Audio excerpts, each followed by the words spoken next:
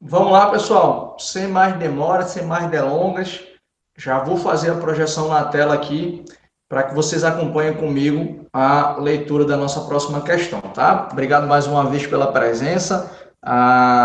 Tem sido interessante aqui tocar o projeto. Eu acho que tá bem bacana. Estou tentando ser o mais objetivo possível, melhorando a cada vídeo. E qualquer dúvida, qualquer colocação, manda aí nos comentários que a gente conversa e bate uma bola sobre o que estamos discutindo aqui, perfeito? Então vai aparecer para vocês aí na tela nossa 10ª questão, né? Foi uma questão extraída lá do quarto exame de ordem, realizado em 2011, vai aparecer aí na telinha de vocês. Para mim, é uma das melhores questões, né, que a FGV lançou até agora no exame de ordem. É uma questão simples, mas que se o aluno não tiver uma leitura atenta, ele vai se complicar, né? Já vi muita gente se perdendo nessa questão, né, não entendendo basicamente o que a questão está tentando trazer. Então, se você puder, pausa esse vídeo, faz a leitura, tenta responder e aí você volta para poder prestar atenção aqui no que eu vou falar para vocês, tá? Então tá aí na tela, né, nossa 10ª questão aí do projeto, preste atenção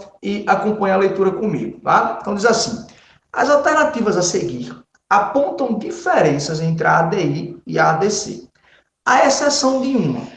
Assinale-a. Aí vem lá, letra A. Rol de legitimados para a propositura da ação. Objeto da ação, exigência de controvérsia judicial relevante e manifestação do advogado-geral da União. E aí, qual é a resposta? Letra A, letra B, letra C, letra D. O que é que você está pensando aí? Olha só, olha de novo o que a questão está pedindo. A questão está falando assim: as alternativas a seguir apontam diferenças entre a ADI e a ADC. Então, basicamente, até essa vírgula aí, a questão está dizendo: nas alternativas, eu tenho diferenças entre a ADI e a ADC.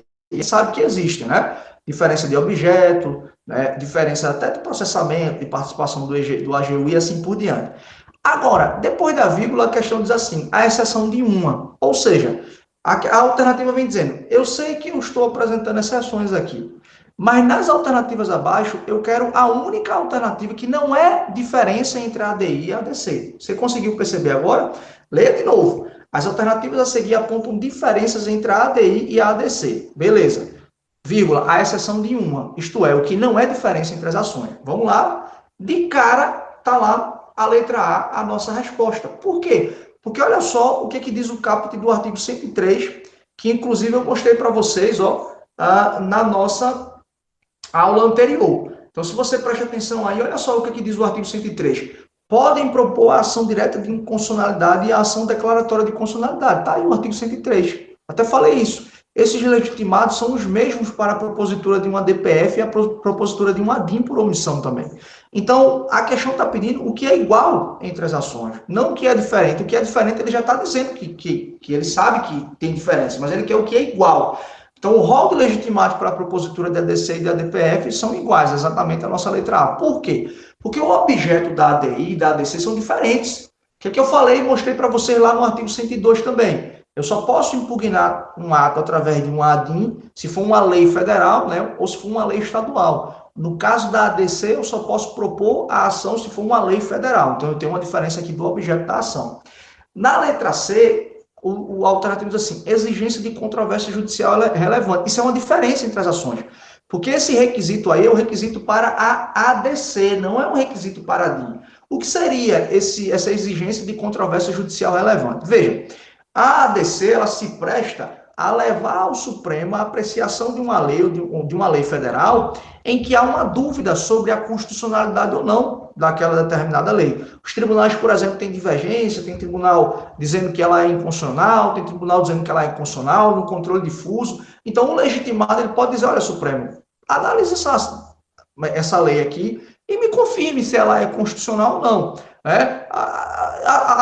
As questões aqui elas são importantes porque, em tese, a lei ela goza da presunção de constitucionalidade. Então, a menos que o Supremo se manifeste, né, ela vai ter lá a sua constitucionalidade. Mas, ainda assim, para confirmar a constitucionalidade, né, de algo que já é presumível, o Supremo pode julgar um ADC. Então, essa exigência de controvérsia judicial relevante, você analisar e mostrar, enquanto legitimado, que há uma divergência entre os tribunais sobre aquela determinada matéria, tá? Então, isso é uma diferença. Na ADIM, né, tanto contra uma lei estadual quanto uma lei federal, não há essa necessidade de controvérsia judicial relevante. Diga-se de passagem, a doutrina costuma dizer que esse requisito não é um requisito quantitativo, ele é um requisito qualitativo. Você não vai dizer, há muitos processos, não, nem precisa ter muitos processos para você mostrar que há uma controvérsia judicial relevante e levar ao Supremo a possibilidade de análise através de ADC. Basta que, de fato, você consiga comprovar essa controvérsia judicial relevante, ainda que haja, por exemplo, divergência entre dois tribunais, por exemplo. Não precisa ser muitos processos, não precisa ter muitos processos aqui por trás, tá? Lembre-se, esse critério aqui é um critério qualitativo, não é um critério quantitativo. E por último, a letra D, o que é a diferença também é a manifestação do advogado-geral da União. Por quê? Porque no AGU, né, eu não sei se você consegue perceber aqui, deixa eu voltar o dispositivo, esse artigo 102 aí que está na tela. Veja o que diz o parágrafo 3º. Quando o Supremo Tribunal Federal apreciar a inconstitucionalidade em tese da norma legal ou ato normativo, citará previamente o advogado-geral da União, que defenderá o ato ou texto impugnado. Veja, o AGU, ele vai ser notificado, né, ele vai ser citado previamente para defender o ato impugnado. Então, ele tem que se manifestar na ADI, né, para defender a presunção de constitucionalidade das leis.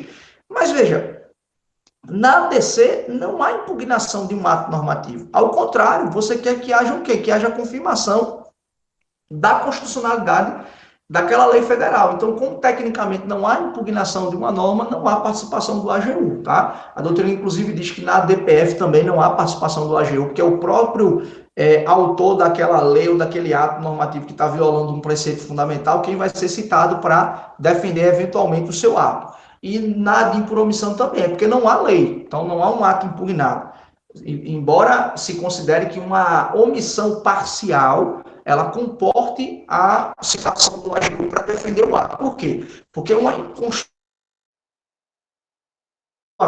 né, a feitura de um ato que não cumpre a Constituição integralmente. Então, foi um ato que foi praticado, que é deficiente, né, naquilo que a Constituição está determinando que ele preencha de espaço normativo, e aí você vai lá, né, e a doutrina diz que o AGU ele pode ser citado para se manifestar, porque aí sim há um ato impugnado, perfeito? Então, no caso aqui, na ADIM, há manifestação do AGU e na ADC não há manifestação do AGU. Então, perceba, a letra B, a letra C e a letra D consistem nas diferenças entre as duas ações.